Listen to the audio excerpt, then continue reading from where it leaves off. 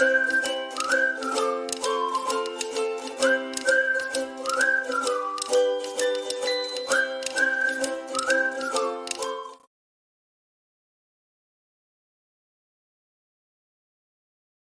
failure is a progressive disorder with 3 stages of disease progression, which includes asymptomatic, symptomatic, and death.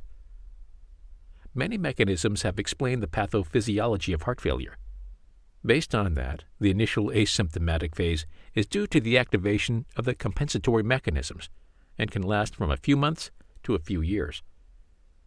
In the long run, sustained activation of these mechanisms leads to secondary end organ damage within the ventricle, worsening ventricular remodeling, and subsequent cardiac decomposition.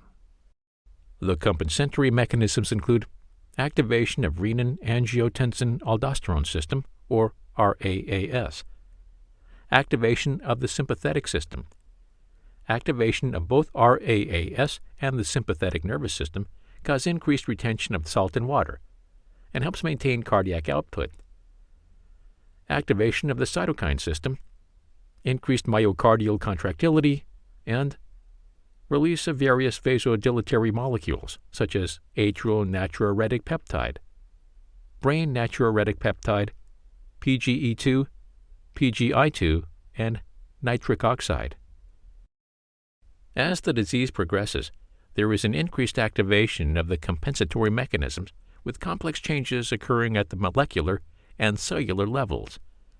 These include hypertrophy of myocardial cells, changes in the contractile function of myocardial cells, which include decreased function of sarcoplasmic reticulum calcium-2, plus ions, adenosine triphosphate, SERCA2A, malfunction of ryanodine receptors, alterations in the molecular structure of cross bridges, including deceased alpha-myosin heavy chain and increased beta-myosin heavy chain expression, disruption of sarcomere extracellular matrix linkage, deceased contractile capacity of the myocardium, abnormal myocardial energetics and metabolism, progressive loss of myocytes through necrosis, apoptosis, and autophage cell death, desensitization of beta adrenoreceptors, and changes in the extracellular matrix, such as the substitution of interstitial collagen matrix in place of organized structural collagen weaves surrounding myocytes. This abolishes the latter's structural support. Hence, drugs like ACE inhibitors and beta blockers are helpful, as they block the compensatory mechanisms, preventing further deterioration. Ventricular remodeling also contributes to the progression of heart failure independently.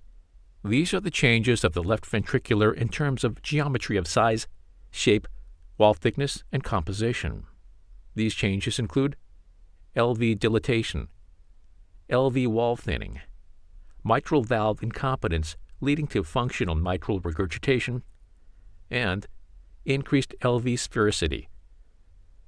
All these changes further increase stress on the heart, which in turn activates the compensatory mechanisms. This promotes remodeling of the heart, as explained in the image. Injury to the myocytes and the extracellular matrix initiates ventricular remodeling, which brings about changes in the cytokine expressions, neurochemical imbalances, apoptosis, altered gene expression, and so on. These together cause the syndrome of heart failure.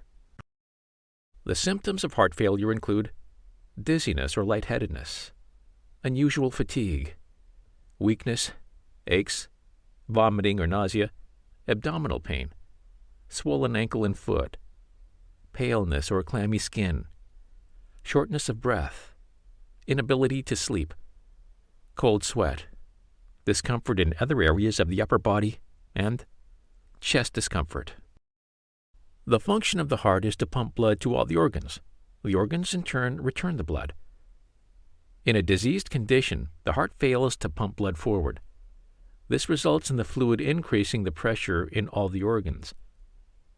As a result of blood backing up, the pressure increases in the veins of the lungs, which pushes the fluid into the alveoli and interferes with oxygen exchange and aggravates shortness of breath. As the blood is diverted away from the less vital organs, like muscles and limbs, and sent to the brain and the heart, the body experiences fatigue or tiredness. Nausea and fatigue is due to a reduced supply of blood to the digestive system. Backing up of blood within the legs, ankles, and feet increases the pressure, and this results in an increase in the fluid within the legs and feet, causing pedal edema.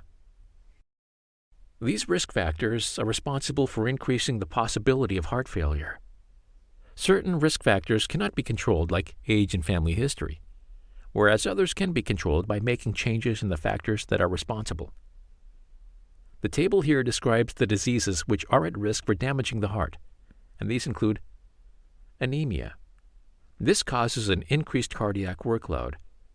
The pathophysiological mechanism is complex and multifactorial, which includes iron deficiency, impaired erythropoietin production, and activation of the inflammatory cascade. Diabetes mellitus. In diabetics, atherosclerosis results in building up of cholesterol in the blood vessels that supply oxygen and nutrition to the heart. Hyperthyroidism. Excess production of the hormone speeds up every system in the body, and this leads to an abnormally fast heart rate that beats up to 100 beats per minute. Emphysema. In the lungs, as a result of blood backing up, there is an increase in the pressure within the veins, which pushes the fluid into the alveoli and interferes with oxygen exchange and aggravates shortness of breath. Hypothyroidism. A decreased cardiac output due to impaired relaxation of the vascular smooth muscle leads to a decreased heart rate, further contributing to heart failure. Certain behaviors that can act as risk factors for heart disease are advanced age. With the advancement of age, many other comorbidities increase the risk of heart failure. Smoking. Damage to the heart vessels by tobacco leads to atherosclerosis, which is a risk factor for heart failure. Sedentary lifestyle. Overweight and consumption of food with high cholesterol. These lifestyle changes increase the risk of heart failure.